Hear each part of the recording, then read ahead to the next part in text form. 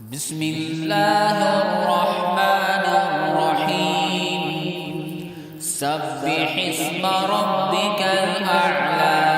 الذي خلق فسوى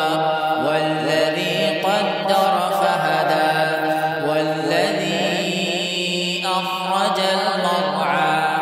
فجعله غثاء أحوى سنقرئك فلا تنسى إلا ما شاء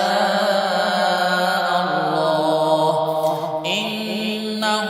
يعلم الجهر وما يخفى ونيسرك لليسرى فذكر إن نفعت الذكرى سيذكر من يخشى ويتجنبها الأشقى الذي يصلى النار الكبرى ثم لا يموت فيها ولا يحيا قد أفلح من تزكى وذكر اسم ربه فصلى بل تؤثرون الحياة